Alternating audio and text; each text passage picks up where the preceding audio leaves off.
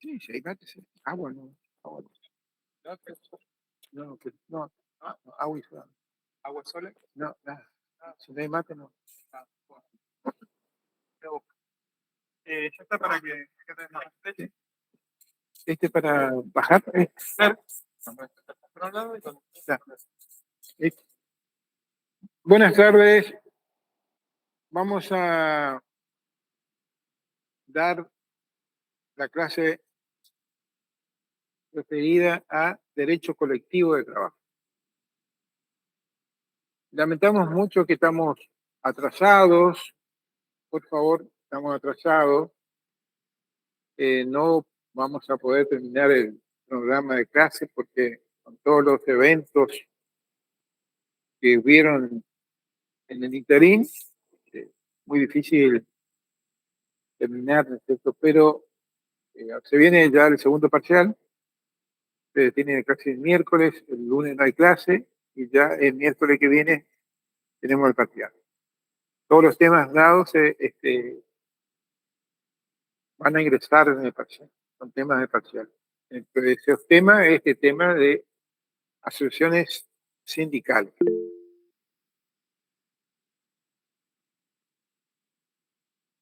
Pasamos a la segunda parte del derecho laboral, que la primera parte está referida a relaciones individuales del trabajo, que es el contrato de trabajo, los estatutos, es la primera parte. Ingresamos a la segunda parte, que es derecho colectivo, no es derecho individual, sino colectivo. ¿Qué significa eso? Cuando hablamos de derecho colectivo, hablamos de varios sujetos, no solamente de dos sujetos, empleador y trabajador, sino otros sujetos intervienen en esta rama del derecho que está dentro del derecho de trabajo. Y es aquella referida a los sindicatos o gremios. Muchos no hacen distinción, ahora vamos a ver qué distinción existe entre gremio y sindicato, y vamos a tratar básicamente la organización del sindicato. ¿Cuáles son los derechos y obligaciones de los sindicatos, gremios? Yo necesito que se ubiquen para poder continuar porque si no, hay mucho ruido. ¿Puede creer?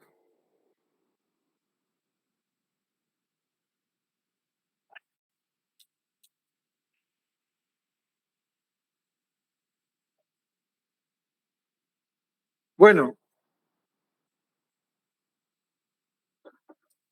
aquí tiene el concepto este concepto es materia de pregunta. Todo lo que nosotros ponemos y desarrollamos es materia de pregunta. Por ejemplo, este concepto.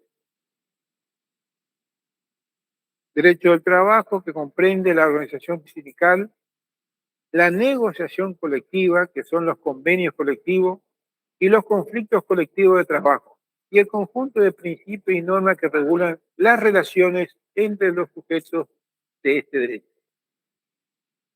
Aquí hay un concepto de Cabanella, que es un especialista en derecho del trabajo, que también hizo lo mismo. El derecho colectivo de trabajo se refiere a las normas que regulan las relaciones entre las asociaciones de trabajadores entre sí. Asociaciones de trabajadores entre sí, entre los gremios. O bien entre esta y un empleador, o bien entre esta o un grupo de empleadores, asociaciones de empresarios, como por ejemplo los empresarios dedicados a derecho mercantil, a lo que es mercantilismo, o los empresarios de la UOCRA, con los constructores, etcétera, o con los representantes de cámaras empresariales. También comprende aquellas normas que regulan las relaciones de las asociaciones de trabajadores con estos últimos y con el Estado. Entonces, aquí vemos que hay varios sujetos que intervienen en este grupo de derechos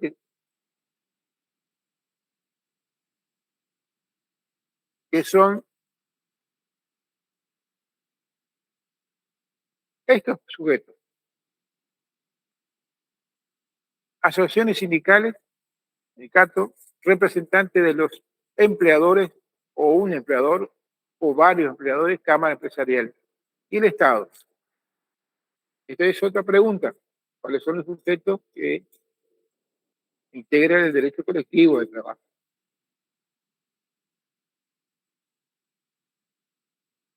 ¿Cuál es la base normativa de este derecho? Nosotros cuando hablamos de derecho individual o de las relaciones individuales del contrato de trabajo, hablamos de las fuentes. ¿Recuerdan las fuentes? ¿Eh? ¿Cuál es la fuente? Bueno, acá también este derecho tiene fuentes, tiene antecedentes, cómo surge, de dónde surge el derecho colectivo. Y no es poca cosa porque muchas veces se desconoce de dónde surge ese derecho, de qué normativa. No debemos olvidar que el derecho al trabajo surge precisamente por una cuestión de reclamos colectivos de los trabajadores. Cuando los trabajadores se agremiaron, surge la agremiación, es decir, grupos de trabajadores unidos en procura de defender derechos que les correspondía o que pretendía que sea modificada. Por ejemplo, la jornada de trabajo, por ejemplo, el tema de aquellos beneficios como las vacaciones, como el aguinaldo, como un salario digno, como el derecho de las mujeres en el lugar de trabajo. Es decir, en primer lugar, el trabajador solo no podía defender sus derechos primarios. Después, cuando se comenzaron a unir, se unieron, hicieron agrupaciones, aparece esa fuerza a través de los sindicatos o gremios. Entonces, ¿cuál es la fuente? ¿De dónde surge esos derechos? No es que surge de una norma eh, simple o una norma sin importancia. ¿De dónde surge? Surge de la propia Constitución, el artículo 14 bis, pero más aún, surge de la convención,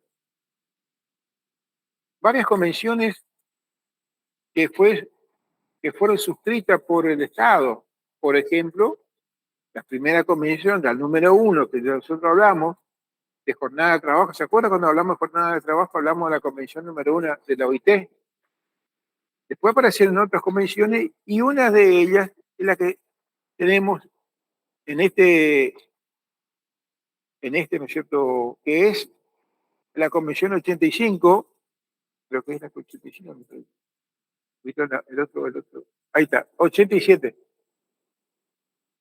la 87 de libertad sindical.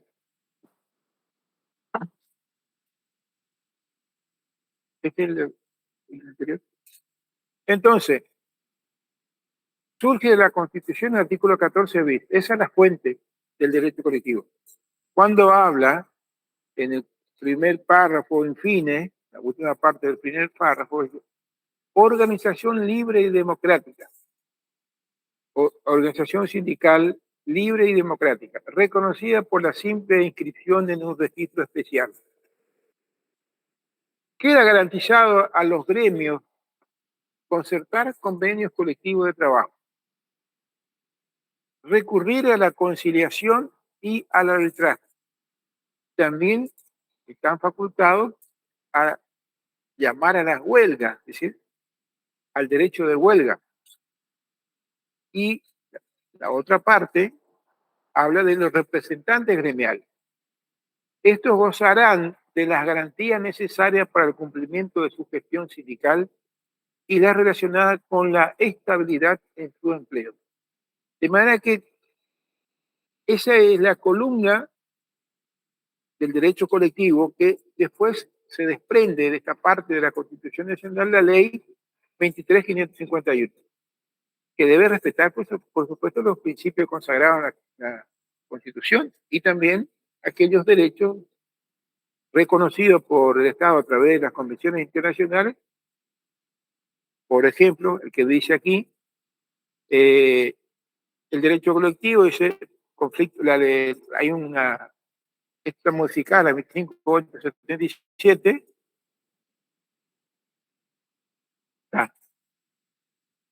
y el Convención Internacional escrita por Argentina, número 87, donde habla de libertad sindical.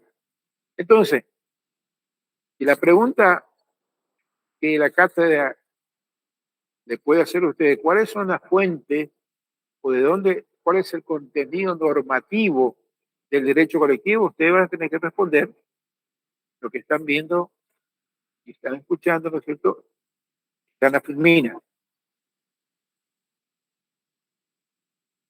Bueno, ¿cuáles son los principios? ¿Se acuerdan que ustedes vieron con el doctor Mandini los principios del derecho al trabajo? Bueno, este derecho también tiene principios. Principio de la subsidiariedad, principio de la libertad sindical, principio de la libertad sindical individual. Vamos a hablar del principio de subsidiariedad. ¿De dónde surge el término subsidiariedad? Surge, que raro que no fue modificado justamente este principio, ¿no? Surge justamente de algunos documentos religiosos papales que habla de las organizaciones intermedias que existen en la sociedad, donde el Estado le debe dar la suficiente facultad, capacidad de organizarse libremente con la simple supervisión o autorización del Estado, pero dejando a esas organizaciones organizarse y administrarse libremente, sin la participación o sin el control exhaustivo o aquel control pesado que puede hacer el Estado. Es el principio de subsidiariedad, que sí, estas organizaciones intermedias que están entre el Estado y los particulares, en este caso los trabajadores, cumplen una función subsidiaria que debería cumplir el Estado. El Estado le delega esa función a las organizaciones. ¿Entiendes? El Estado delega porque las fuentes internacionales y la propia Constitución habla de la capacidad que deben tener estas personas para el ejercicio libre de su actividad. ¿Y cuál es el ejercicio libre de actividad? La libertad sindical. La actividad sindical, la organización, el funcionamiento, la participación en defensa de los trabajadores, la posibilidad de, como dice el 14 bis, celebrar convenio colectivo entre ellos y los empleadores.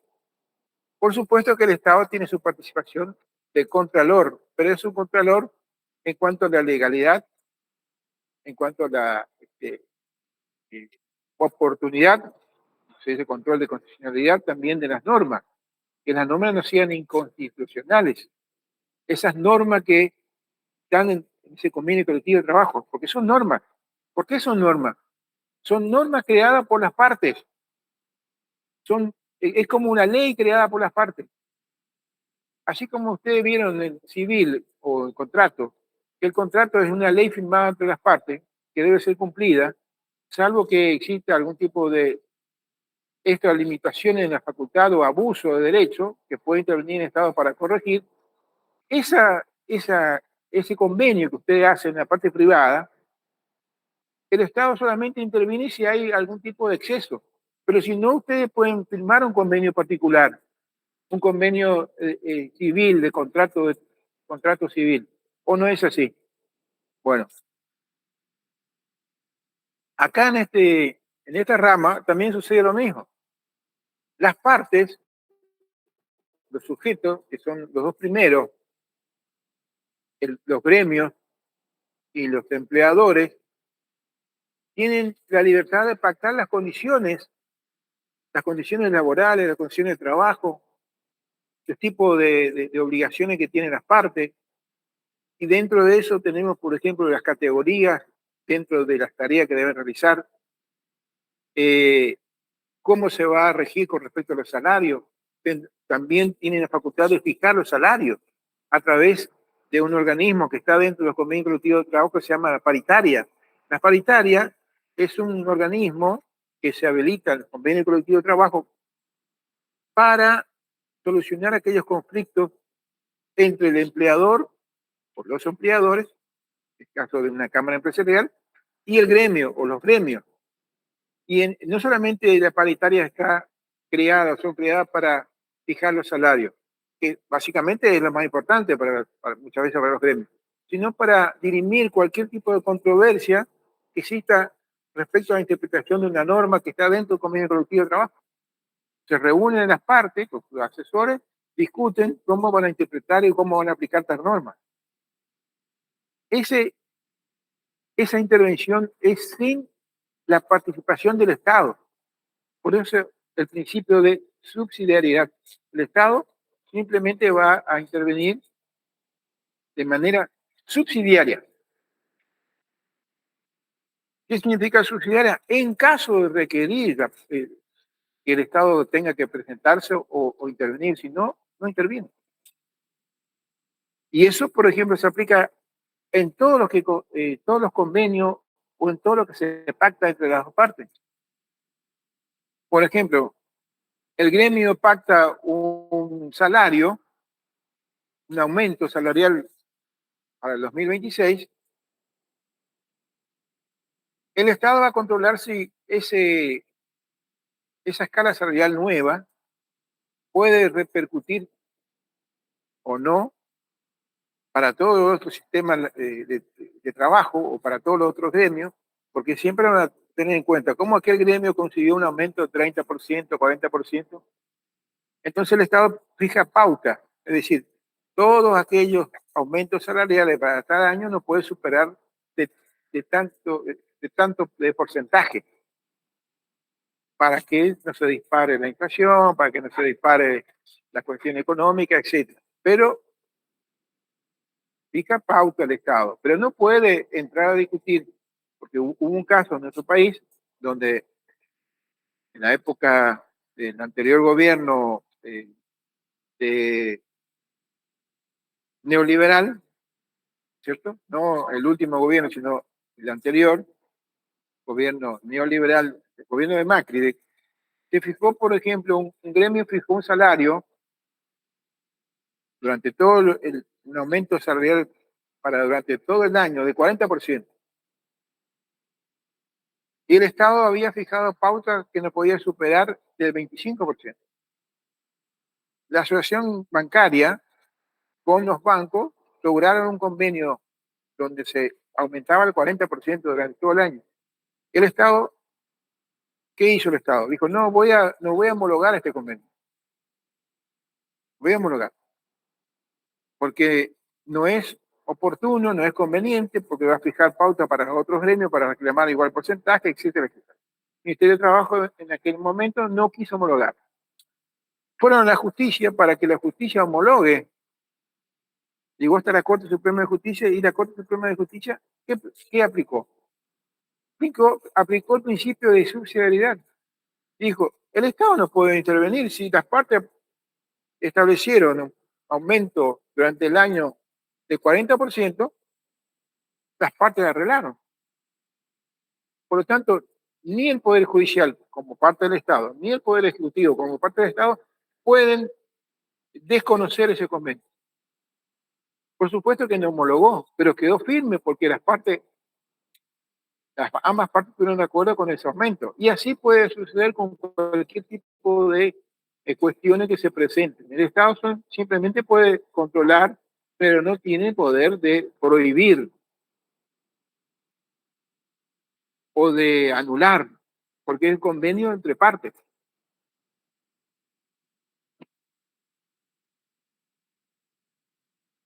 Principio de libertad sindical.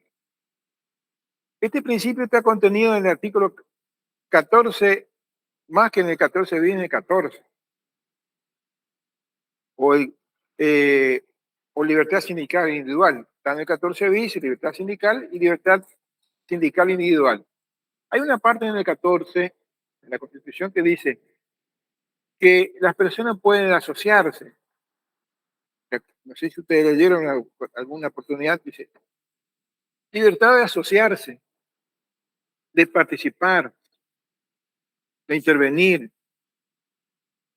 después dice deambular, entrar, salir del país, de 14. Y eso implica para este rama del derecho la facultad que tiene la persona de, si existe un gremio, de afiliarse o de no afiliarse, o de si está afiliado, desafiliarse, o si no está de acuerdo con este gremio, crear un nuevo gremio, crear una nueva agrupación. Esa es la libertad individual y también la libertad colectiva que está en el 14 bis. ¿Eh? Que ya leímos la parte del 14 bis. ¿Entendieron? Ese es un principio que van a ser materia de pregunta para el examen que viene.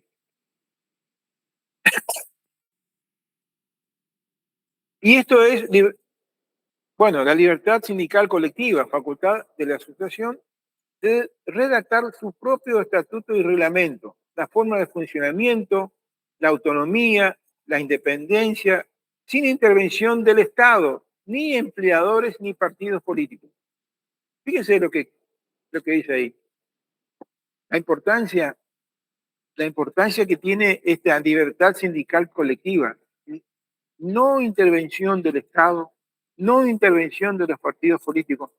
Amén de que nosotros sabemos por la historia argentina que los sindicatos tienen un color político, siempre tienen un color político.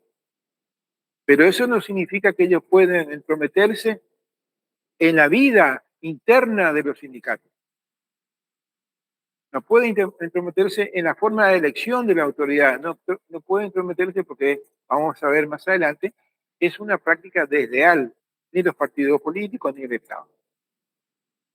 Tienen autonomía colectiva o autarquía sindical, derecho de constituirse, regir su propio destino automáticamente mediante el dictado de su estatuto.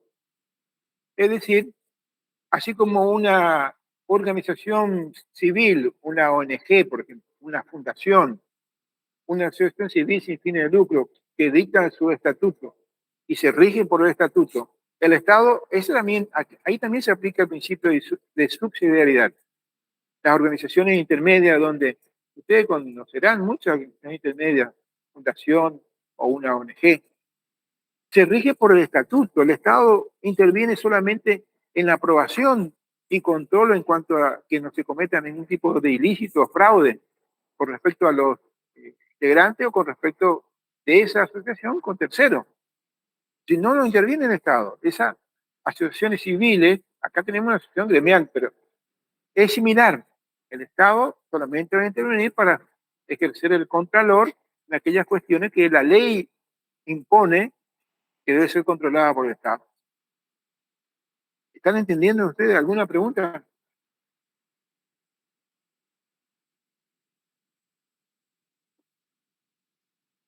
¿Estamos?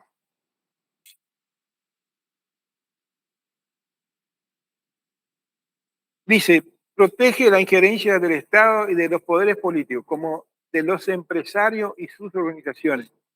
Está prohibido, por ejemplo, que los empresarios intervengan en la organización del sindicato. No solamente en la organización, sino en el propio ejercicio de los derechos que tienen los trabajadores. No pueden intervenir ni opinando, ni aportando dinero a un grupo de los sindicatos, de las personas, ¿no es cierto?, de los representantes o de aquellos que quieren ser representantes aportando dinero para combatir o para politizar el gremio o para formar grupos de opositores al gremio vigente, es decir, totalmente prohibido. Y nosotros sabemos que muchas veces los empresarios tienen ese afán de controlar los sindicatos y que ese sindicato que esté vigente o tenga la mayoría, que tenga la mayoría de representación, esté siempre con ellos o responda a su política empresarial. Como también sucede en el Estado. El Estado tiene esos gremios favoritos, aquellos gremios que son opositores a la política del Estado. Hay aquellos que participan de la política del Estado y aquellos que no participan de la política del Estado. Pero lo que no tiene que hacer el Estado es hacer diferencia entre uno y otro. Porque no solamente la ley prohíbe, sino los antecedentes jurisprudenciales de la Corte Suprema de Justicia ya estableció la Corte Suprema de Justicia alineamiento con respecto a esto. Democracia sindical. Por supuesto, tenemos una organización, ahora tenemos que saber cómo nos organizamos en nuestro interior. ¿Cómo nos organizamos? A través de un sistema democrático. ¿Qué significa? Significa esto? Que todos los integrantes deben participar si tienen voluntad. Si yo tengo voluntad de participar en el gremio, me presento, me afilio, me asocio y tengo el derecho de participar en las reuniones, en la toma de decisiones, en la organización, en formar una lista para participar en la elección interna, en formar la comisión directiva, si soy electo, en ejercer libremente mis derechos como integrante de la comisión directiva. Pero ¿cómo se hacen las elecciones? Está establecido en cada estatuto. El estatuto va a determinar cómo se elige los integrantes de la comisión directiva o de los representantes sindicales. ¿Cómo se elige el secretario general? ¿Cómo se elige al secretario, qué sé yo, de prensa o el tesorero? ¿Cómo se elige? ¿A través de la votación? ¿A través de una asamblea? ¿A través de votación como la elección general secreta? ¿O a través de una asamblea viva voz, ¿cierto? Con la participación activa viva voz en una asamblea? Es decir, eso está establecido o debe estar establecido en el estatuto. Debe estar, porque ahí el Estado puede intervenir si no hay un sistema democrático de participación. Ahí puede el Estado decir, no, no te apruebo el estatuto. ¿Pero por qué? Porque el estatuto tiene que ser aprobado por el Ministerio, ahora se llama Ministerio de ¿eh?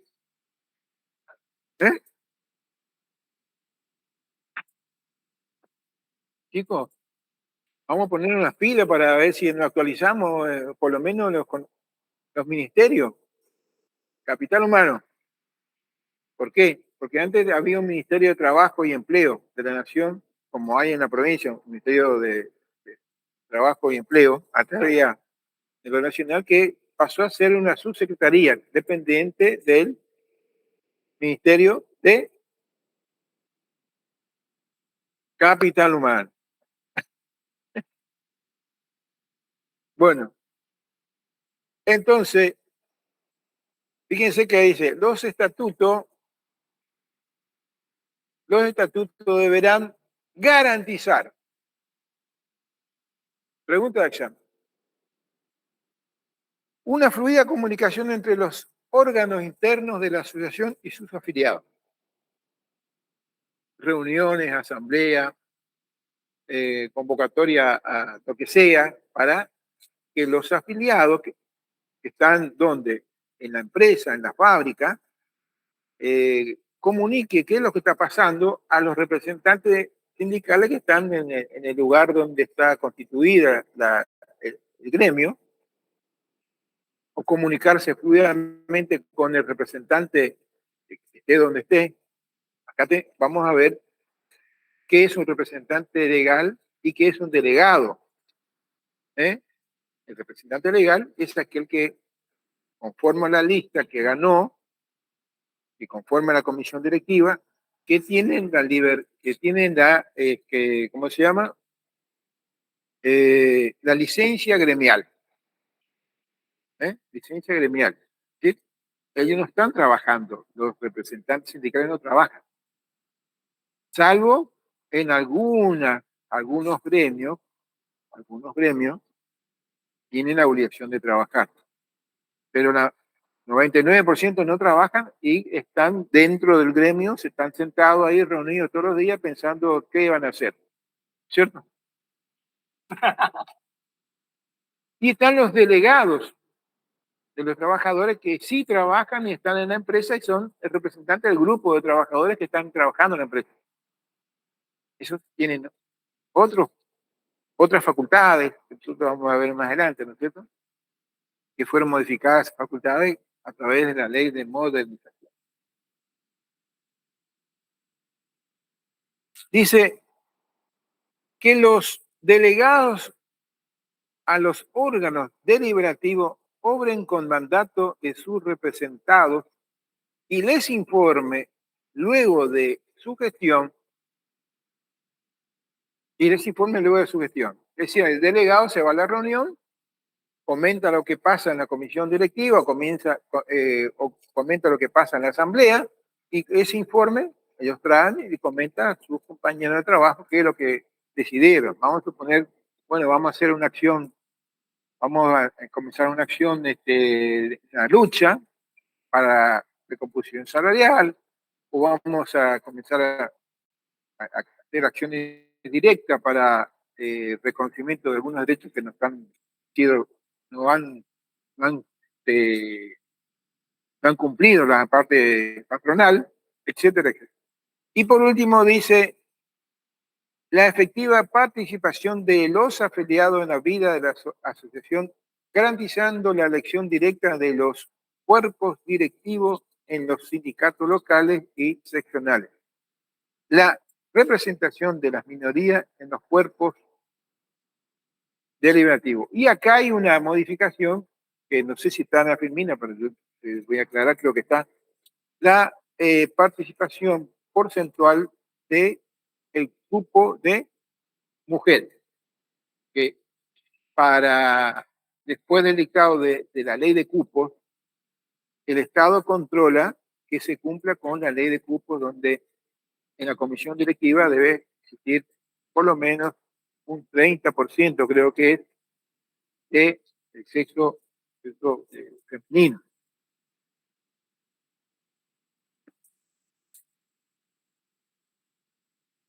¿Y 30%? Creo que era el 30%. ¿Dónde dice usted?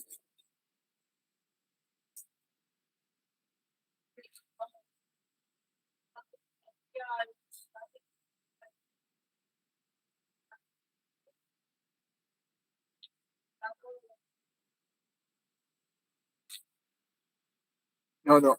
No tiene nada que ver la relación de mujeres con el porcentaje. Es decir, hay un porcentaje fijo. Que no siempre se logra ocupar por una cuestión. Nadie puede obligar a una mujer a participar en la. Bueno, aspectos generales.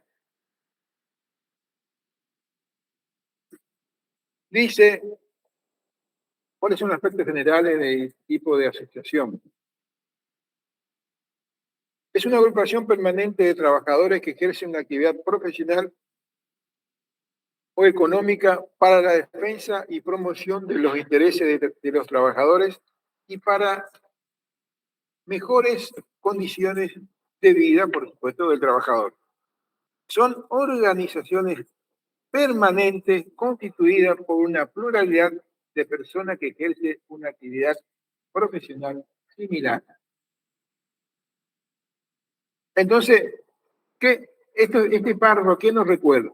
Nos recuerda cuando recién estaba hablando de que los trabajadores se organizan de acuerdo al sector, de acuerdo a la actividad, para luchar por sus derechos. Se organizan. Y el Estado dice, bueno, está bien, ustedes pueden reclamar, pero para que vengan a reclamar, no vengan en patota. No vengan acá, qué sé yo, vamos a ordenarnos, y dictan la ley que ordena cómo deben constituirse, cómo deben estar organizados y quiénes son los representantes que deben y que pueden ir a discutir las condiciones laborales que no son cumplidas o que están ya en un convenio colectivo de trabajo y no fueron cumplidas, o que quieren mejores condiciones salariales o mejores beneficios dentro de esa relación laboral. Aquí tenemos una diferencia, que esta diferencia es simplemente doctrinaria, porque en la generalidad de las veces nosotros decimos gremio, sindicato como lo mismo.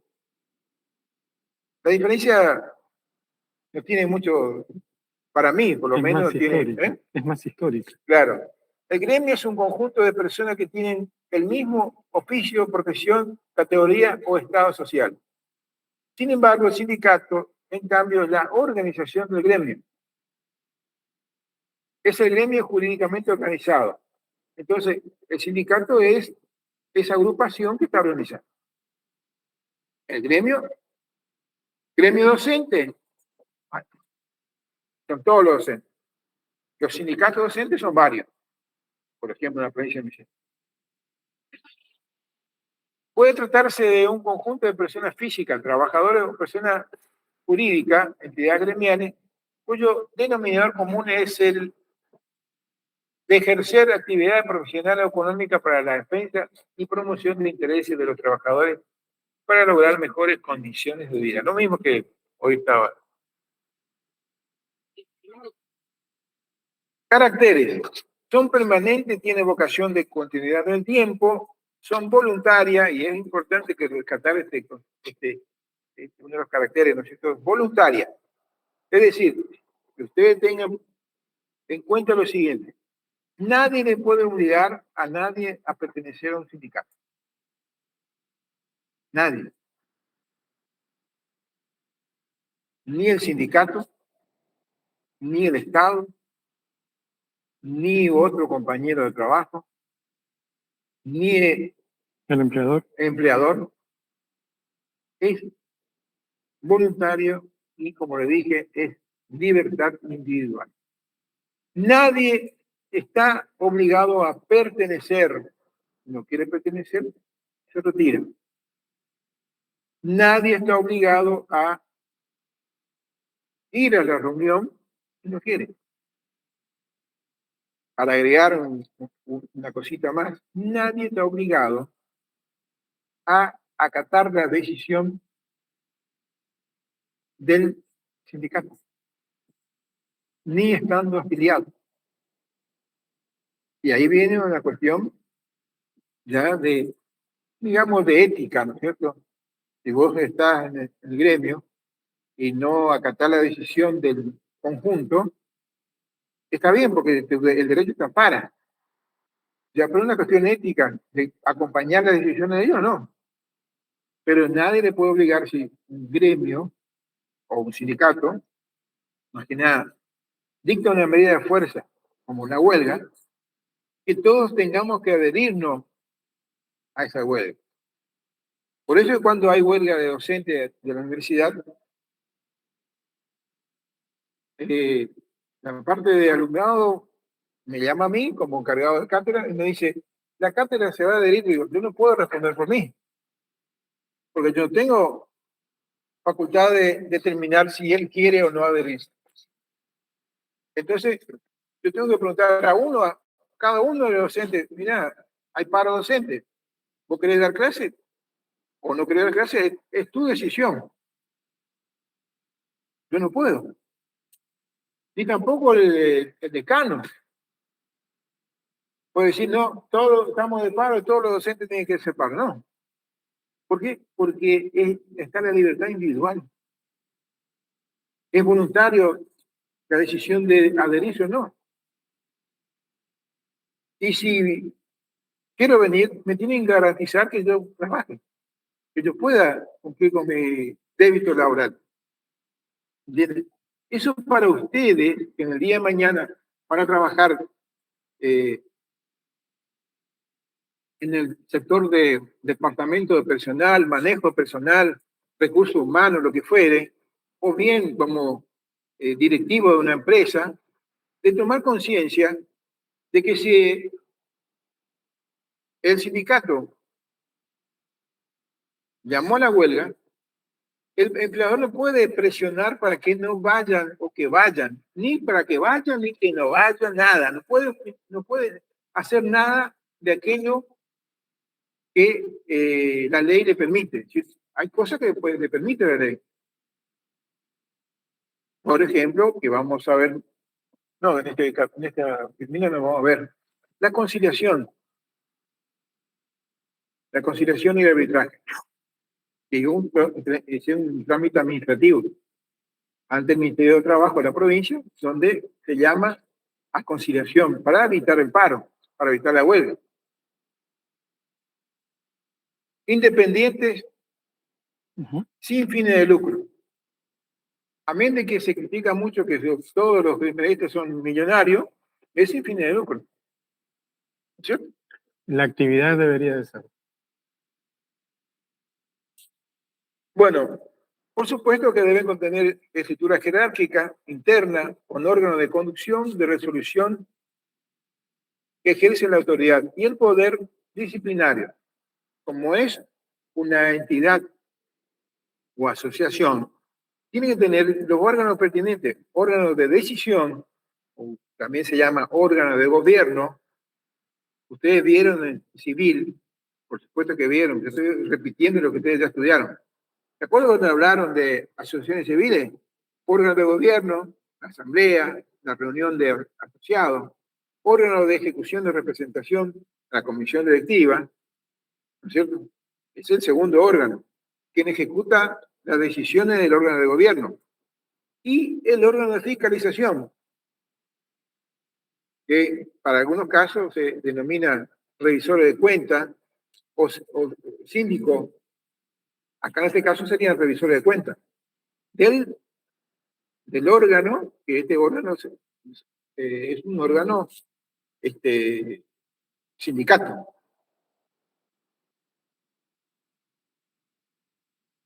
Afiliación.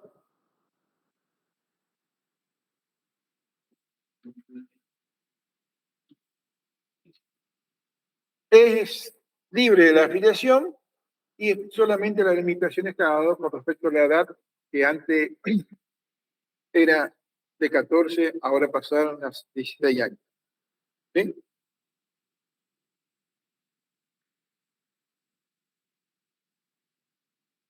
Dejo. Bueno, vamos a hablar un poquito, sí, un poquito. A ver. Sí. El derecho colectivo es el derecho más distintivo del derecho laboral. Sin el derecho colectivo no habría derecho laboral. Y el derecho colectivo es la capacidad de poder ejercer por parte de los trabajadores un poder, que es el poder de imponerle frente al empleador. ¿Se acuerdan cuando veíamos que entre trabajadores y el empleador había una relación de dependencia y había una relación de poder, donde el capital, los bienes de producción, estaban concentrados en manos del empleador y el trabajador ponía su fuerza laborativa a disposición de esos bienes de producción a cambio de un salario. ¿Para qué? Para que el empleador obtenga su ganancia. Pero hay una relación de poder en la cual el trabajador está necesitado de poder trabajar para poder garantizar su subsistencia y el dueño de los bienes de producción es el otro. Entonces, ¿cómo yo me paro frente a mi empleador y le pongo yo las condiciones de trabajo? ¿Sí? Sabemos que el empleador va a decir, ¿te gusta o te vas? Atrás hay otros, y más en lugares como la Argentina, donde tenemos una crisis del mercado laboral. ¿Por qué? Porque la oferta de trabajo es inferior a la demanda de trabajo. ¿Ok? Entonces, esta relación de inferioridad del trabajador se ve compensada, por un lado, por la ley, y por otra parte, por su facultad de garantía constitucional de organizarse. ¿Para qué? Para imponerse al empleador. El derecho sindical, chicos, es un derecho de hacer daño, aunque parezca una locura.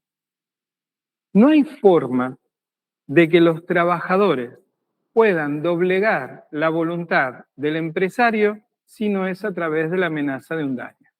Este daño puede ser la huelga, no producir. Para el empleador tiene un costo. ¿Está? Como también, ya vamos a ir viendo, existen distintas medidas de acción directa por la cual los trabajadores pueden forzar a la patronal, de alguna manera, a que se siente a dialogar. Es algo natural. Imagínense ustedes dentro de su casa, si, por ejemplo, digamos, su empleada doméstica de repente le diga que quiere que ustedes mañana le aumenten o le tripliquen el sueldo. ¿Ustedes qué van a hacer? Díganme, ¿ustedes qué harían? Es más, le tienen que triplicar el sueldo y reducir la jornada de 4 a 2 horas. ¿Qué le van a decir a la chica? Pero decilo y sin problema, obviamente. Mirá, discúlpame, no puedo yo seguir con vos en estas condiciones. De repente uno es capitalista. ¿Estamos? Bueno, ¿a qué vamos? A que el derecho sindical es lo distintivo del derecho laboral, que lo hace superar el derecho de los contratos en general.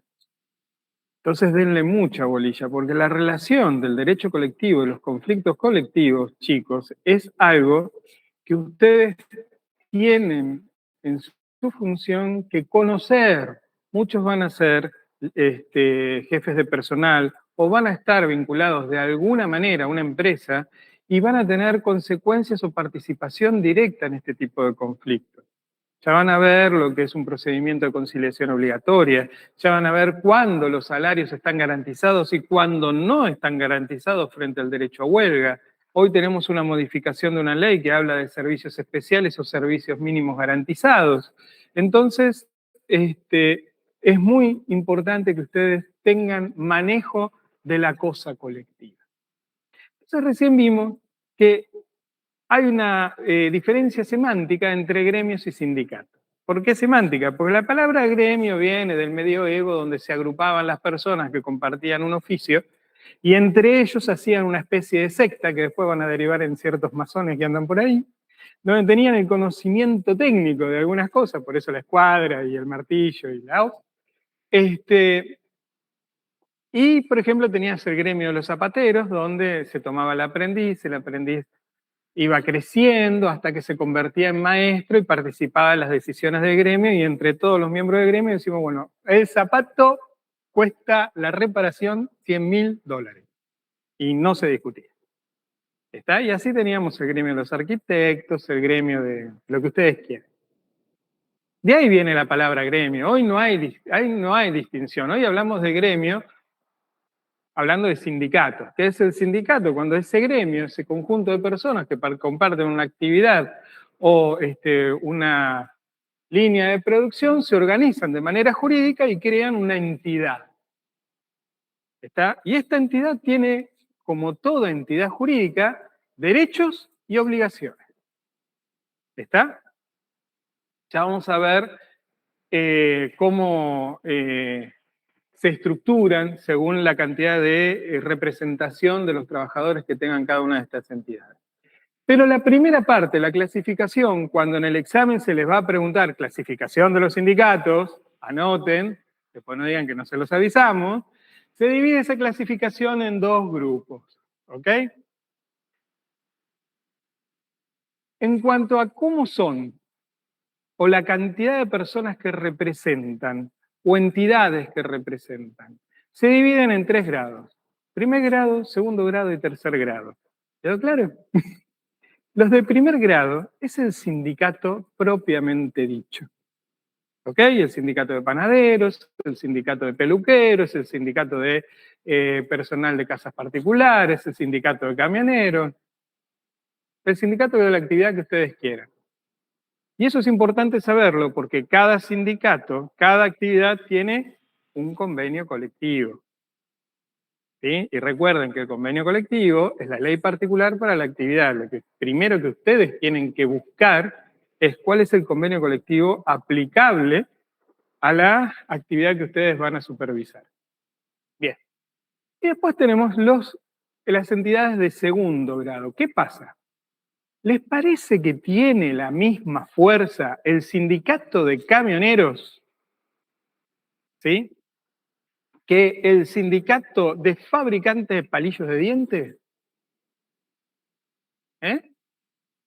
O el sindicato de camioneros de Ushuaia, que deben tener 10 afiliados.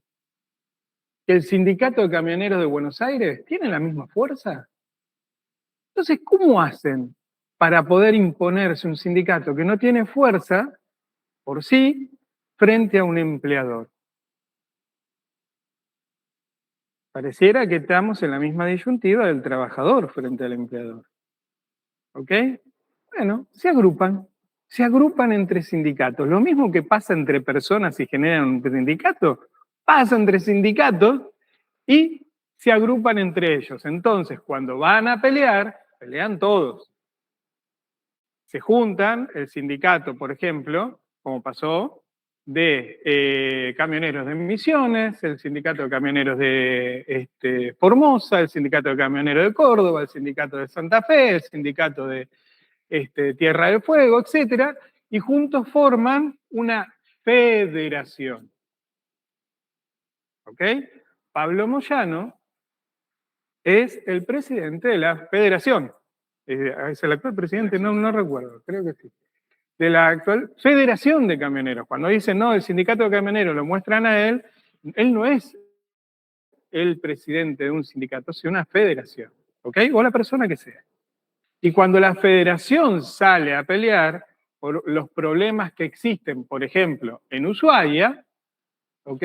Hacen paro todo el país y imponen su voluntad. ¿Ok? Entonces, las federaciones son los organismos de segundo grado. Y hay uno de tercer grado. ¿Quién me lo puede decir? Perfecto. ¿Qué confederaciones conocen? Confederación General de Trabajo. Histórica, muy bien. ¿Y cuál otra?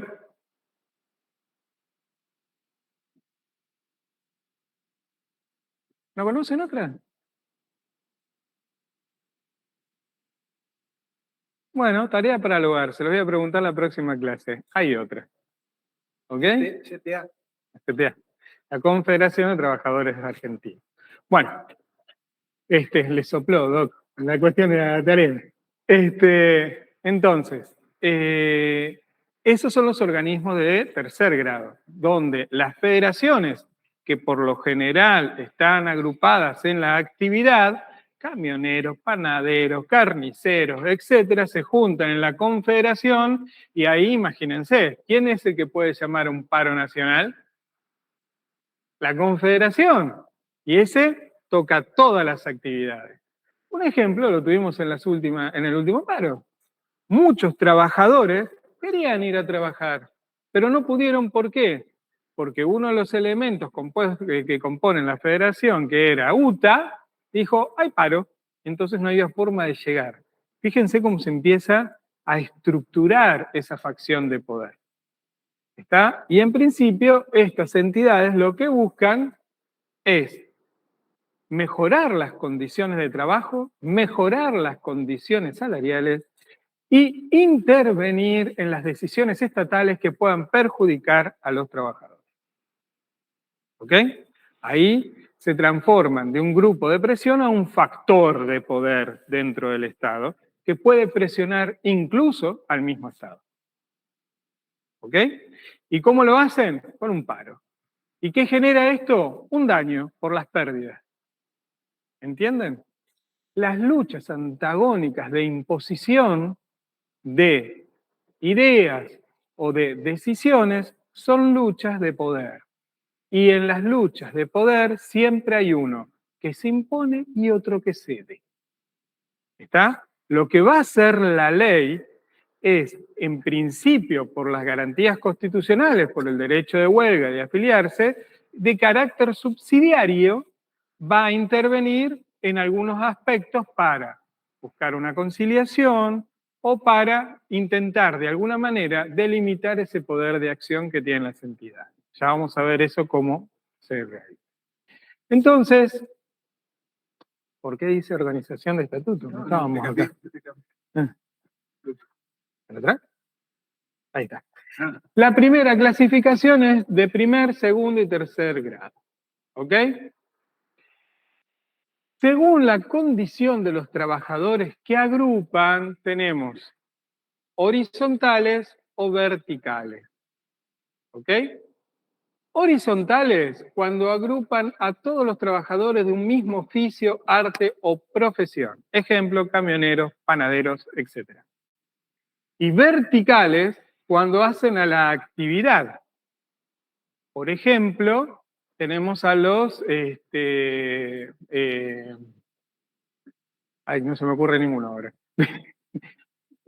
A los empleados de comercio que tienen distintas actividades, hubo un conflicto con camioneros porque tenían la misma actividad, a los vendedores, a los maestranzas, etc. ¿Ok? ¿Sí? ¿Puedo intervenir? No.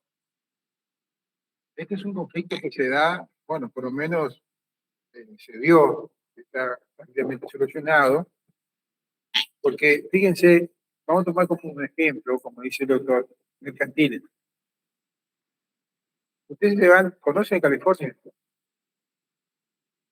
En California, o en el supermercado, vamos a poner el supermercado que estaba a Libertad, solamente vendía mercadería. Hay un sector de carnicería, hay un sector de panadería, hay un sector de perfumería. Sin embargo, hay un convenio colectivo de carniceros para empleados de carnicería. Hay un convenio de colectivo de panaderos para las panaderías. Pero como la actividad es mercantil, ¿qué convenio se aplicaría ahí? El de comercio. ¿Por qué? Porque, como dice el doctor, la actividad es mercantil. Se dedica solamente a vender carne, o a vender perfume, o a hacer roticería, panadería. Ahí está la diferencia entre uno y otro. Era eso nomás, doctor. Disculpe que para clarificar un poco. Está excusado, Doc. Bueno, el tema, la tercera subespecie son los sindicatos de empresa. ¿Ok? Esto sucede cuando la trascendencia de la empresa tiene una organización y característica tal que el sindicato general puede que no lo abarque plenamente o que tenga un número X de componentes, trabajadores, que justifiquen la creación de un sindicato específico para esa empresa. Aclaro, hoy lo que busca la modificación de la ley 27802 es que cada empresa tenga su sindicato. Flexibiliza aún más esto. ¿Ok? En Misiones tenemos un caso paradigmático de este tipo de organización. ¿A alguno se le ocurre? ¿Eh? Vamos, chicos, ustedes los recontra conocen. Usen el cerebro. No, pero gracias por el intento. ¿Eh? No recuerdo que Lenin tenga su propio sindicato. ¿Luz? Luz y Fuerte. El sindicato específico de EMSA. EMSA es una empresa estatal y tiene su propio sindicato. ¿Eh? Puede ser. La verdad que no lo sé. ¿Ok? Pero hay de vialidad provincial, por ejemplo. ¿No está? Bueno, entonces, esas son las tres clasificaciones. Por grados, horizontales y verticales. ¿Ahí de vialidad provincial? ¿Y tiene un sindicato? Ajá, por eso. De Misiones.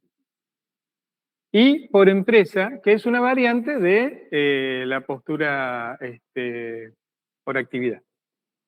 Bueno. Organización. ¿No? Pero ya vimos esto, o desarrollamos los estatutos. No. ¿Ah? Hay diferencia entre sindicatos privados y sindicatos estatales. No, sindicato es sindicato.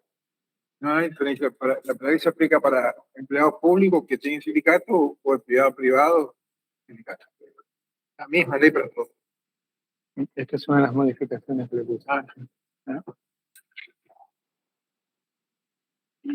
Lo de simplemente scriptos y eso. ¿Querés explicarlo vos? Bueno, puede suceder, chicos. En la termina del año pasado teníamos las características de cantidad de personal, etc. Por eso digo, yo voy a complementarla después. Bien.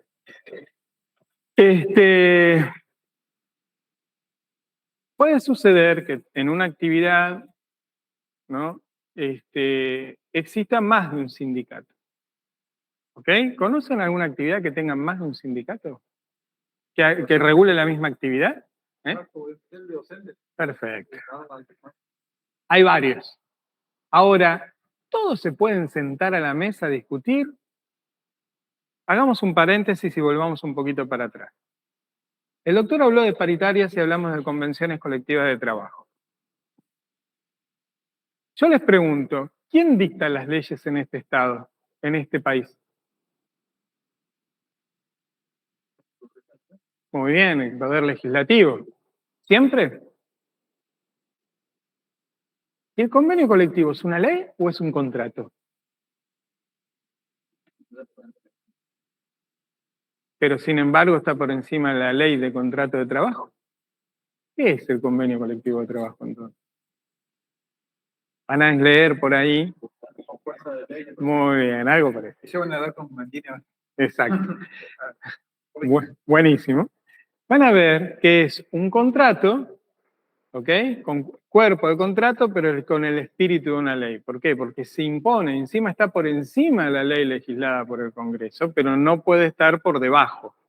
¿En qué aspecto? Puede dar derechos y garantías superiores, pero nunca inferiores. Por eso decimos que la ley de contrato de trabajo es una ley de presupuestos mínimos. Por debajo de la ley de contrato de trabajo, nada. Por encima, las convenciones colectivas. ¿Está? Y las convenciones colectivas son así porque se juntan las cámaras empresarias y los sindicatos, que es lo que dijo hoy el doctor, porque son los que mejores conocen la actividad. El Estado, y toca de oído muchas veces, pero el tipo que comercia con eso todos los días, que labura con eso todos los días, conoce cómo es que se desarrolla y los vericuetos de cada una de esas actividades. Entonces el Estado dice, ustedes organícense. ¿Ok? Y los empleadores se organizan en cámaras empresarias, son algo así como sindicatos de empleadores. ¿Ok? Pero los sindicatos, que a veces hay muchos, imagínense cuando ellos se pelean por tener la mayor cantidad de afiliados, que se sienten en una misma mesa a discutir lo que les parece que tendría que ser las condiciones de trabajo. Es una bolsa de gato. Entonces ahí la ley dice, bueno, pará, vamos a entrar subsidiariamente y vamos a regular un poquito esta situación. Y vemos que, como existe el derecho de libertad sindical, no le puede decir a nadie, vos no te podés afiliar. Sí puede decir cuántos son los afiliados mínimos que tiene que tener, la estructura, etc. Entonces, vamos a encontrar que tenemos un montón de sindicatos, pero solo uno puede discutir. ¿Ok? ¿Cuál les parece a ustedes que va a ser el rango o la característica principal para que ese sindicato se pueda sentar en la mesa a discutir? La cantidad de miembros. ¿Qué más? ¿Alguien opina algo distinto? ¿Eh? No se vale leer. Estamos razonando. ¿Por qué? Porque aquel que tenga mayor cantidad de miembros, está muy bien, es el que el Estado le va a decir, bueno, todos se pueden inscribir. ¿Dónde? En la Secretaría de Trabajo y Empleo de la Nación, dependiente del Ministerio de Capital Humano. ¿Ok? Todos se pueden inscribir. Y les va a dar un numerito. Y eso van a ser entidades simplemente inscritas. Están inscritas. Es como que le dan una personería jurídica. ¿Ok? De hecho, se la dan. ¿Sí?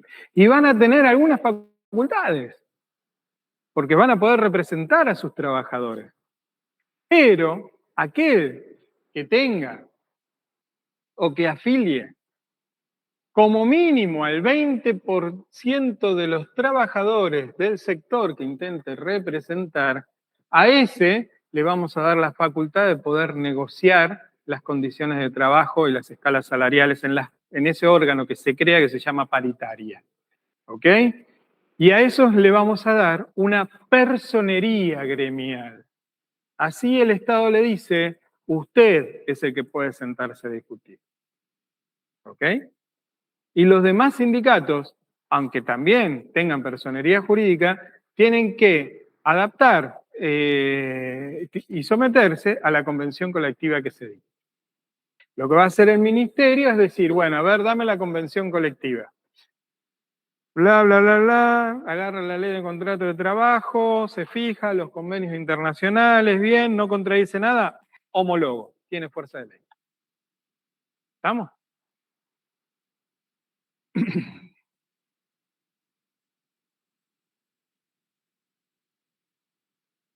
Estos son los órganos. ¿Pasamos? Sí. Delegado de personal. Bueno. Vamos a hablar ahora acerca de la representación gremial. Y ustedes tienen, que lo vamos a ver puntualmente, creo que está más desarrollado más adelante, 3 tipos de licencias que van a tener los trabajadores en relación a lo que conocemos con el nombre general de representación. Uno no tiene nada que ver con esto, que es cuando yo me postulo a un puesto dentro del Estado, gobernador, intendente, etcétera, y me dan una licencia por esa representación. ¿Ok? No tiene nada que ver con el sindicato. Pero hay otros 2 elementos que sí, y tienen protecciones especiales, con indemnizaciones especiales. Y esto lo tienen que manejar como el Padre Nuestro, porque en el parcial y en el examen, inevitable que se les pregunte derecho sindical, porque ya les dijimos, es lo característico del derecho laboral, y esto se pregunta. ¿Okay? Tenemos 2 tipos de representaciones que son importantes. La primera es cuando el trabajador se postula para un puesto electivo dentro de la organización sindical. ¿Sí? Que puede ser para ser secretario general, miembro de la comisión directiva, miembro de la junta electoral, etc. ¿Ok? Se postula para un cargo dentro de la organización del sindicato. Y el otro, cuando se postula para ser delegado dentro de la empresa. ¿Qué quiere decir eso? Que todos los compañeros eligen a una persona que va a hablar de parte de ellos frente a 3 organismos. El delegado interviene en nombre del sindicato frente al empleador, frente al sindicato en nombre del empleador y frente al Estado, cuando es requerido en algún acto de inspección. ¿Ok? Es el que representa a todos los trabajadores, que puede ser de una actividad o de un sector. Sector ventas, sector carnicería, estamos. ¿Ok? Que ya vamos a ver cuántos delegados puede haber según la cantidad de personal, etc. El primer caso, el trabajador se va a ir de la empresa, pero va a seguir perteneciendo a la empresa. Y se va a ocupar su puesto y su función permanente o transitoria, por lo general siempre es transitoria. Lo que pasa es que hay actividades, como por ejemplo cuando se es miembro de la Junta Electoral, que está vinculado a un acto eleccionario. Dura poco. Y otras cuando están vinculados a cargos electivos que duran 4 años. ¿Ok? Por ejemplo, es miembro o ocupa un cuerpo dentro del directorio del sindicato. ¿Ok? Entonces, ahí sigue perteneciendo a la empresa, pero se va de la organización empresaria y va a cumplir funciones al sindicato. Les pregunto, usen la lógica, porque no está la filmina, los jorobos ahí. ¿Quién les paga el salario? A ver, levante la mano, ¿quién dice el sindicato? Sí, loco, dale, participen, participen. Siempre escucho al mismo compañero, vos ya te sacaste 10, olvídate, ni rinda. ¿Quién? ¿Eh? Bueno, ¿quién dice el empresario y quién dice el sindicato? Vamos, chicos, arriesguen. Ah, si fuera la lotería se juegan todos. Bueno, los que dijeron el sindicato ganaron. ¿Ok? El salario no es justo de que si yo no tengo exactamente y produciendo encima por un largo periodo de tiempo, le tenga que pagar el salario. Ergo, olvidémonos de lo que dice el 208 de enfermedades inculpables. ¿Ok? Y les paga el salario el sindicato. Cuando termina el cargo electivo, en cualquiera de los dos casos, sea para un puesto público o sea para dentro del sindicato, el trabajador tiene 30 días de changüí después de que terminó ese cargo para reincorporarse a la empresa. Pasados esos 30 días tiene que solicitar trabajo y la incorporación. ¿Ok? Y el empleador lo tiene que reincorporar. Y lo tiene que poner en la misma función que tenía en la medida que pueda hacerlo. Si justifica que no tiene, lo que le va a tener que respetar es el salario de la antigüedad. ¿Ok? Ahora el delegado tiene otro manejo. ¿Por qué? Porque se supone que el delegado es el que tiene que hacer cumplir las leyes laborales dentro de la empresa. Ergo, no es el personal más querido por el empleador. De hecho, en su momento, al sujeto que se postulaba se lo despedía. Entonces, ¿qué hizo la ley? Le dio una protección especial. ¿Ok?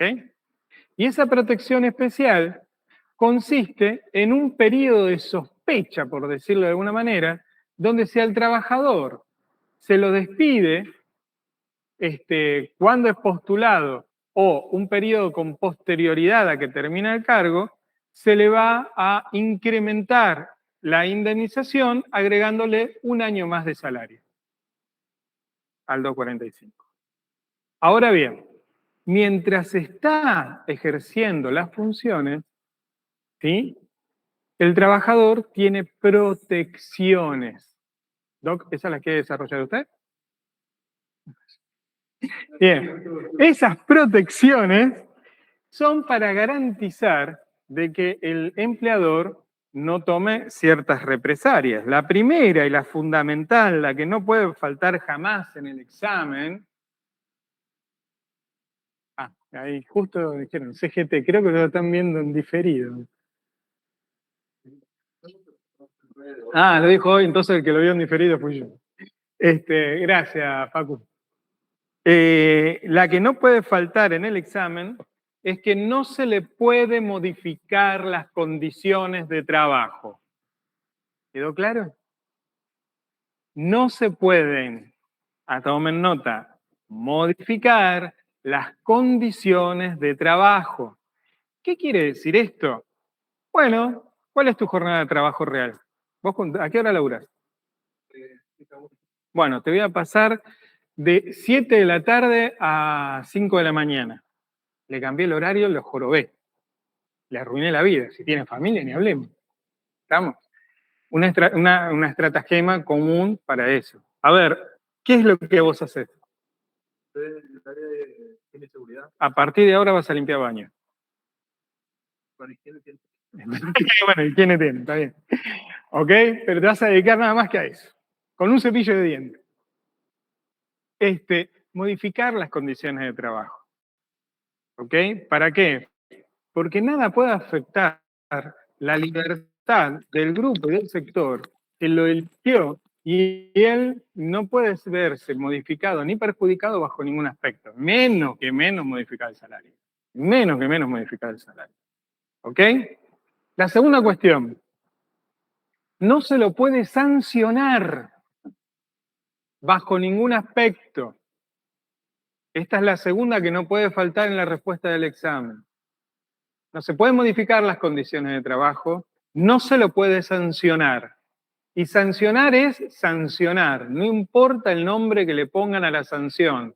Desde un llamado de atención hasta la suspensión del puesto de trabajo o el despido sancionatorio, que el despido sancionatorio podemos discutir si es sanción o no es sanción.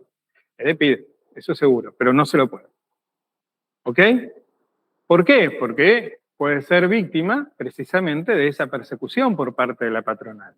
A esto se lo llama que tiene, como le decimos a los diputados, fueros. Tiene cosas que lo hacen impermeable a las decisiones del empleador. Cuando exista alguna causal que realmente justifique que al delegado se lo sancione e incluso se lo despida, se tiene que hacer un proceso judicial especial para sacarle eso fuera, conocido como desafuero. Claro, pero esa justa causa, Lucas, se tiene que demostrar en juicio, por más que exista. ¿Sí? Supongamos, el delegado fue y le pegó al patrón porque se enojó. Ojo, ¿qué pasa? De hecho, tengo que sancionar a uno por eso. Tengo que hacer el desafuero. ¿Ok? Fue y lo trompió. ¿Les parece que es motivo de injuria? La pucha que sí. Bueno, si vamos a empezar a justificar los actos de violencia, estamos... ¿Eh? ¿Sí, sí? Ah, la tutela sindical.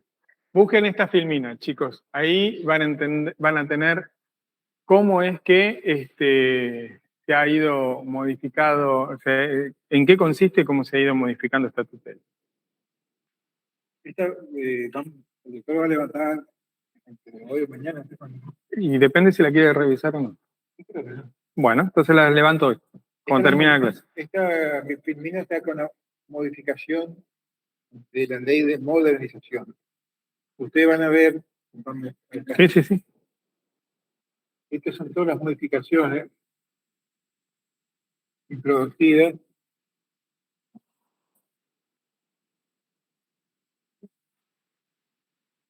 Comienza acá las modificaciones. Entonces, ¿qué es la tutela sindical? Lo que estaba diciendo el doctor. No se puede sancionar, modificar las condiciones de trabajo, y si hay alguna causal, como dijo el alumno, causal de despido, el empleador debe promover un juicio que se llama exclusión. Exclusión, escuchen bien, porque va a ser la pregunta, exclusión de la tutela sindical. Ahí dice la tutela. Fíjense lo que dice en la exclusión de la tutela sindical. Artículo 52.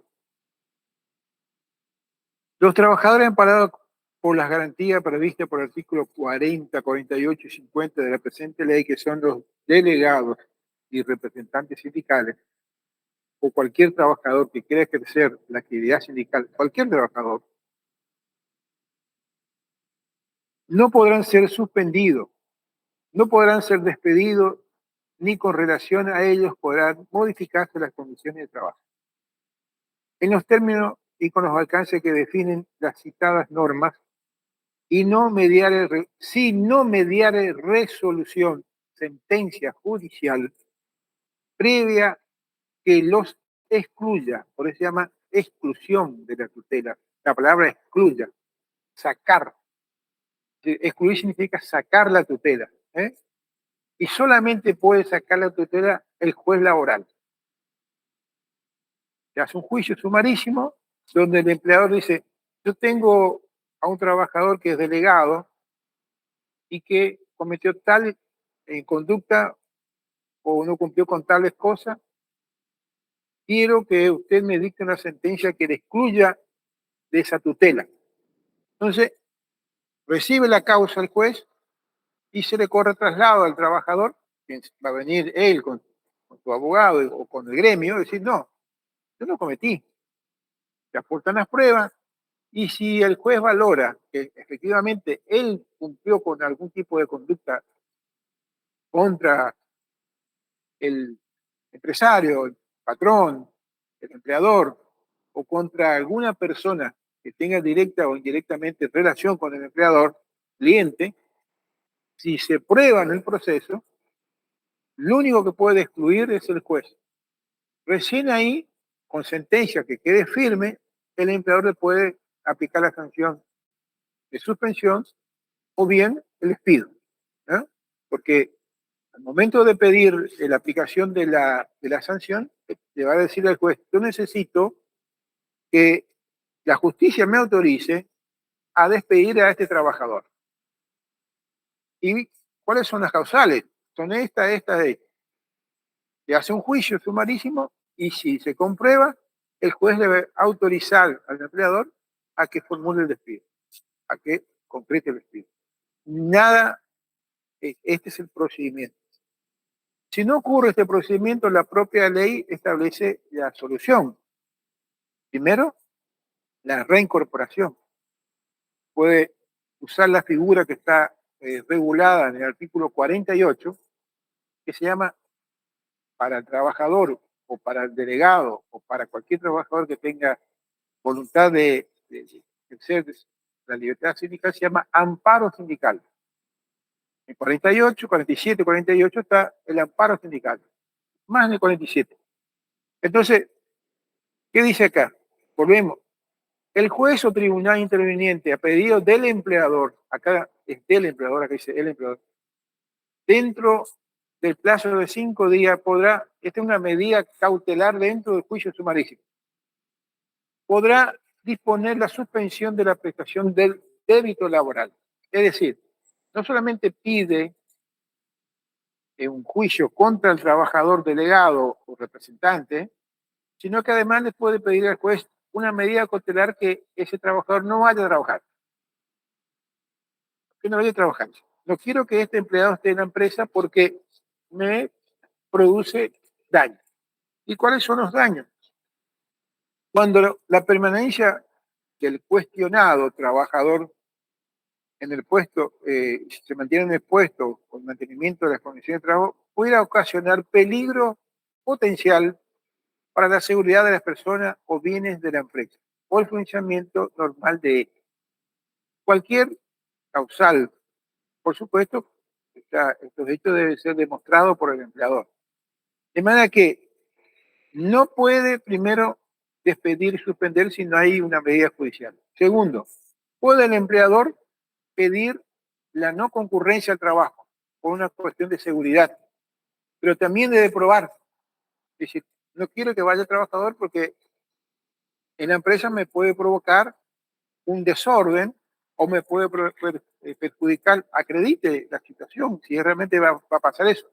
Y es el juez quien dicta la medida cautelar de no prestación del débito. Ahora, en la jurisprudencia ocurrió un tema central. Si ustedes leen así el artículo, dice, bueno, acá dice, suspensión de la prestación del débito, del débito laboral. La pregunta que yo le hago, durante ese lapso de suspensión, que puede ser 3, 4, 5, un año o más, ¿el trabajador va a cobrar el salario?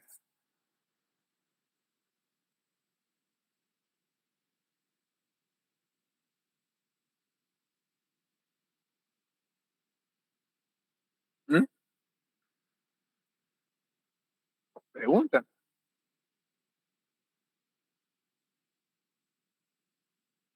No está en la ley, pero hay un decreto reglamentario que lo sustancial de la norma no fue modificado. Y ese decreto reglamentario establece que la suspensión no significa pérdida de salario. Es decir, que el juez le va a condenar al trabajador. Usted no va a trabajar, va a quedar en su casa hasta que se resuelva la medida. El sumarísimo va a quedar, no sé, tramitando hasta que no termine el sumarísimo, usted va a cobrar salario. Y después el juez decide otorgarle al empresario la exclusión de la tutela, entonces él cobró el salario hasta el momento que quedó firme la sentencia. Va a ser despedido, hasta el momento va a cobrar salario. ¿Cuál es la finalidad de esto? Para evitar que, como promueve el juicio de exclusión del empresario, del patronal, que el juicio se extienda en el tiempo, como no paga el salario, entonces no va a mover el juicio, va a quedar ahí tramitando a través de un procedimiento, si bien es sumarísimo, puede extenderse en el tiempo. Entonces, ese trabajador va a seguir cobrando, delegado, representante sindical, va a seguir cobrando el salario, pero no va a prestar el débito laboral. Y la modificación que introduce la ley está en esta otra parte. Esta tutela regirá solamente para los delegados o representantes legalmente electos y que ocupen los cargos de titulares y para hasta 2 congresales titulares en grandes empresas y un congresal titular en las pymes en los términos de la ley, ¿no es cierto?, de pymes. En este último caso, la tutela solo podrá ser invocada para los congresales exclusivamente durante el tiempo en que el trabajador asista al Congreso en cuestión. Porque ahí había una cuestión. Estando, como dijo el doctor, están los delegados, representantes, pero también hay aquellos que son congresales, designan para ir al Congreso del gremio, del sindicato. Y también estaban parados con con los mismos términos de la ley. Y en la ley viene a hacer una distinción. Los congresales solamente van a estar amparados durante el ejercicio de la actividad de congresal. No así durante el otro tiempo. Debe notificar al empleador la fecha de inicio y conclusión del mismo. A aquellos que sean designados suplente no se le aplicará la tutela sindical prevista en esta ley. Y ahí habla de la violación. La violación de esta garantía que tiene el trabajador, delegado, representante sindical o congresal, ¿dónde estoy? Establecido en el párrafo anterior, dará derecho al afectado a demandar a través de un juicio, proceso judicial, por vía sumarísima, la reinstalación en su puesto de trabajo, con más los salarios caídos durante la tramitación judicial o el restablecimiento de las condiciones de trabajo. Bien, ese se llama, este título es tutela sindical. Y acá viene otra modificación de la ley. Si se decidiere la reinstalación del trabajador, el juez podrá aplicar al empleador que no cumpliere con la decisión firme, la sentencia, las disposiciones del artículo 804, que es lo que se denomina en el derecho astreinte. ¿Qué son las astreinte? Son sanciones económicas que se aplica por día hasta que el renuente, digamos, que debe cumplir con la obligación de reinstalación, lo cumpla. Mientras transcurre el tiempo ante una decisión judicial, sino que, porque como es una obligación de hacer, ¿cierto? Es una obligación de hacer. El juez no puede ir y llevar al trabajador a instalar. El empleador tiene que tomar la decisión. No es una condena económica, sino la obligación de reintegración es una obligación de hacer. Y cuando vienen obligaciones, se llama obligación de dar, obligación de hacer y de no hacer, la obligación de dar es una cosa. La obligación de hacer es cuando una persona tiene que hacer algo. En este caso, cumplir con la decisión judicial. Al no cumplirla, el juez aplica las 30, que son sanciones económicas hasta que se cumpla con la decisión, con la sentencia judicial. Bueno, el trabajador con cargo de delegado, de personal o titular en la organización sindical con personería gremial representativa en el ámbito personal y territorial, salvo que se trate de un candidato no electo, podrá optar por considerarse extinguido el vínculo laboral en virtud de la decisión del empleador, colocándose en situación de despido indirecto. Es decir, vieron que la primera parte de la filmina, la última parte de la filmina anterior decía la posibilidad de reinstalar, pedir un juicio de reinstalación. El trabajador podía pedir un juicio de reinstalación con todos los salarios caídos. Pero también dice la norma lo siguiente: si el empleado, delegado o representante no quiere ser reinstalado porque no quiere volver más a trabajo, tiene la opción de darse por despedido, despido indirecto, en cuyo caso tendrá derecho a percibir, además de las indemnizaciones por despido, los 45, todo lo que ustedes ya vieron, una suma equivalente al importe de las remuneraciones que le hubiera correspondido durante el tiempo faltante de su mandato. Pongamos que el mandato era de 2 años, después de pedido a 1 año, al año de mandato corresponde que le pague la indemnización por el lapso faltante para el cumplimiento de ese mandato, más 1 año más de estabilidad. Entonces tenemos los meses que falta para cumplir el mandato, más 1 año más que establece la ley. Y el año de estabilidad posterior. Ahora, si el trabajador fuese un candidato no electo, tendrá derecho a percibir, además de las indemnizaciones y las remuneraciones imputables al periodo de tutela aún no agotado, el importe de 1 año más de remuneraciones, no siendo las mismas acumulables con los dispuestos por el artículo 245 bis. El 245 bis de la Ley de Contrato de Trabajo, que fue incorporado por la Ley de Base en el año 24, 9 de julio del 24, al incorporar el 245 bis del despido discriminatorio. Entonces dice, es incompatible esta indemnización con la otra indemnización de despido discriminatorio. Debe cobrar esta indemnización. Bueno, la promoción de las acciones por reinstalación o por restablecimiento de las condiciones de trabajo a las que refieren los párrafos anteriores interrumpe la prescripción de la acción por colonización, etcétera.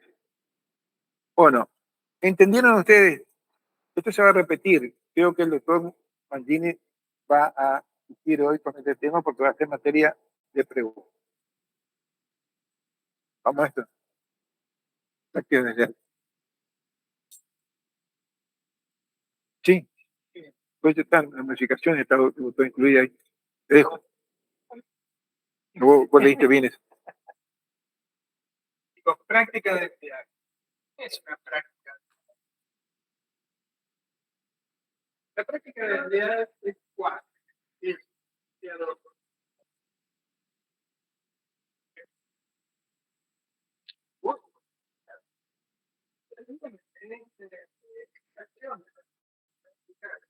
Ya está.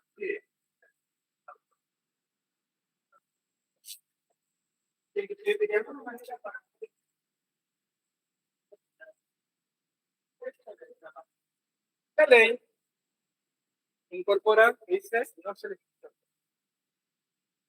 está apagado. Se había hecho falso contacto. ¿Ahora sí? Bueno, retomando, gracias. Retomando, las prácticas desleales son aquellas prácticas que puede desarrollar el empleador u otra entidad sindical, vamos a ver, que afectan el derecho a la libertad sindical de alguna manera. Y las leyes las enumera.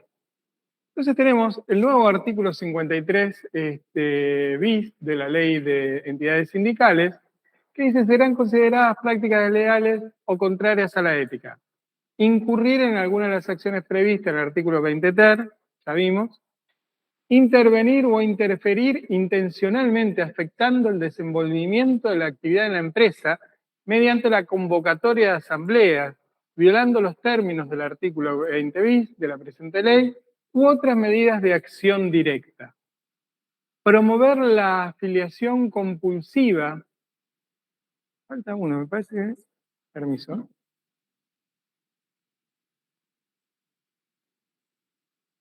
La modificación quedó como Está bien. No, entonces, claro. No. Esta se repitió. Perdonen, chicos. Está bien.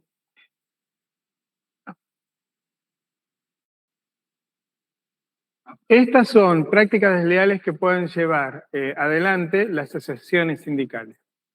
¿Ok? Entonces, volvamos y retomemos. Interferir o intervenir o interferir intencionalmente afectando el desenvolvimiento de la actividad de la empresa. Son medios de coacción. ¿Cómo lo hacían?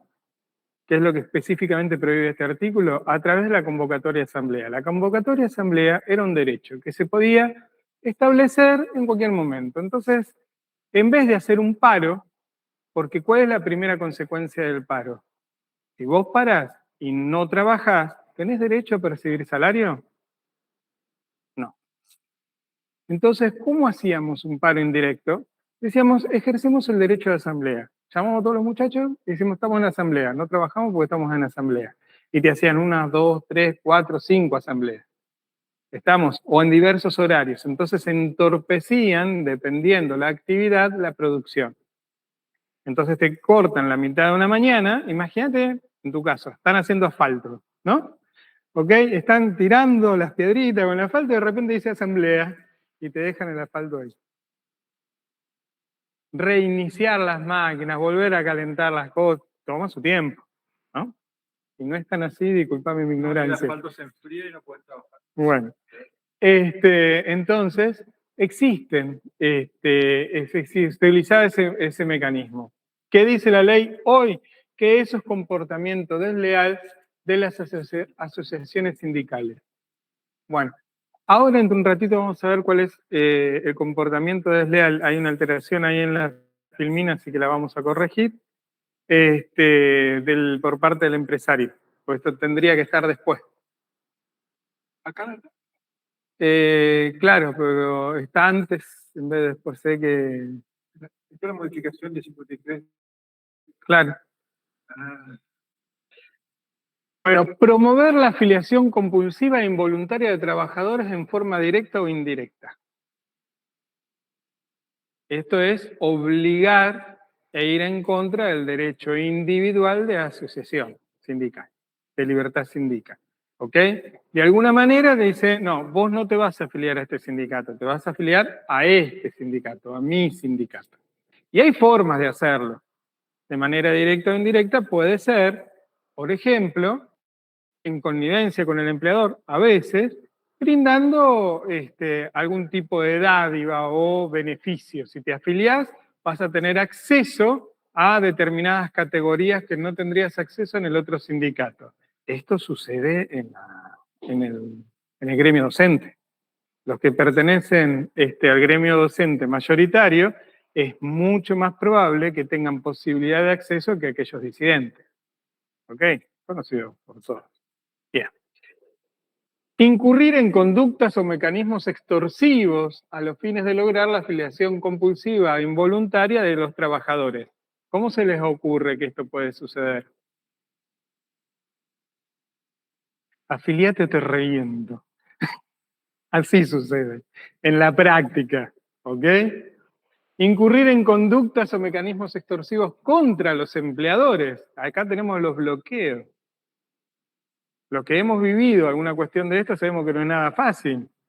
¿Ok? Porque te cierra la empresa y la empresa no puede comprar, no puede vender, no puede producir, no pueden ingresar los trabajadores y pasan los días y tenés que pagar salario, tenés que pagar los 931, tenés que hacer frente a los compromisos, no podés, tenés problemas con tus clientes, tenés problemas con los proveedores. Es terrible. Alguien que hace mucho esto es el sindicato de camioneros. El sindicato de camioneros, acá en Misiones lo hemos visto varias veces. Te bloquean una empresa y no te puedes mover. ¿Está? Hoy es competencia desleal. Mejor dicho, conducta desleal. ¿Qué quiere decir? Que pueden perder hasta la personería gremial por esto. Y es importante, ustedes van a estar viviendo esto seguramente en alguna etapa de su carrera en alguna empresa. Sépanlo. Adoptar represalias contra los trabajadores que no se adhieran a la medida de fuerza. Rehusarse a negociar colectivamente con los representantes de la parte empleadora legitimados para hacerlo o provocar dilaciones que tiendan a obstruir el proceso de negociación. Esto fundamentalmente cuando se llama conciliación no obligatoria. Ya van a ver con el doctor Mancini que ese es un proceso que cuando hay un conflicto, ahí el Estado interviene y dice, a ver muchachos, vengan para acá y vamos a juntarnos a hablar. ¿Ok? No acatar la conciliación obligatoria dispuesta por la autoridad con facultades suficientes. ¿Por qué? Porque hay dos organismos que pueden hacer esto, los ministerios de provincia o el Ministerio de Trabajo de la Nación. Secretaría de Trabajo.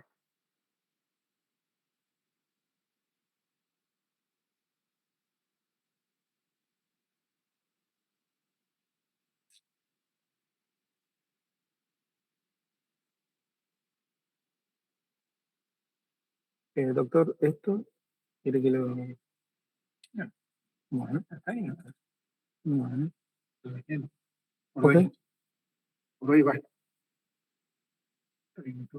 Sí, estoy viendo el contenido. Ya sé que está la modificación de la ley en general y después Sí, sí. la cuestión particular, por eso saltó antes. Bueno, cortamos acá, doctor. Bueno, chicos, cortamos acá.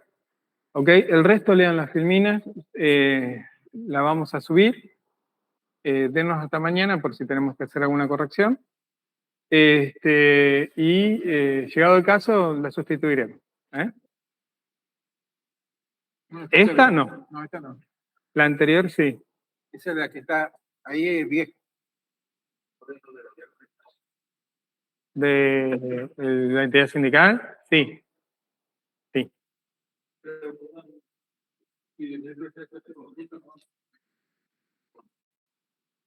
¿Este miércoles va a haber clase de consulta?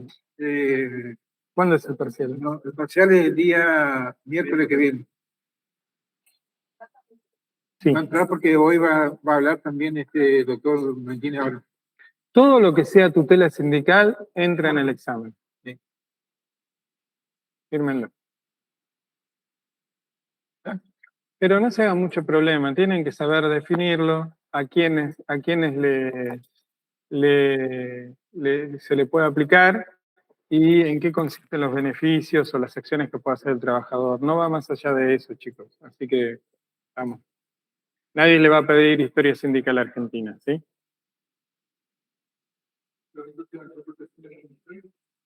Sí. Entra protección de la mujer, la filmina fue cargada la semana pasada.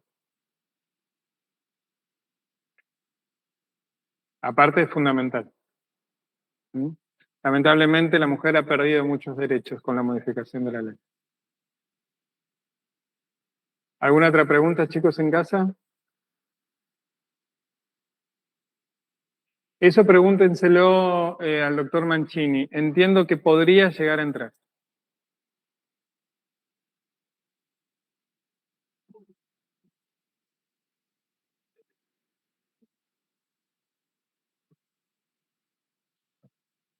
Tanto de, Zaira, tanto de empresarios como de entidades sindicales. El concepto general de prácticas desleales, ahora con la modificación de la ley, involucra a los dos. La diferencia está en que las entidades sindicales, que son las que vimos recién, están ahora nombradas en la ley. De nada, querida. ¿Alguna otra pregunta? Chicos, acá en el salón. Aprovechen. Aprovechen. Y si no, ¿pasado mañana es el parcial? No. No, ¿El otro? Bueno. sí, creo que sí. Se dio la contadora liquidación de horario. Bueno, entonces mañana que va a reflejar algunos conceptos. Doctor, preguntan si hoy van a dar enfermedades y accidentes de trabajo. Bueno, aparentemente no.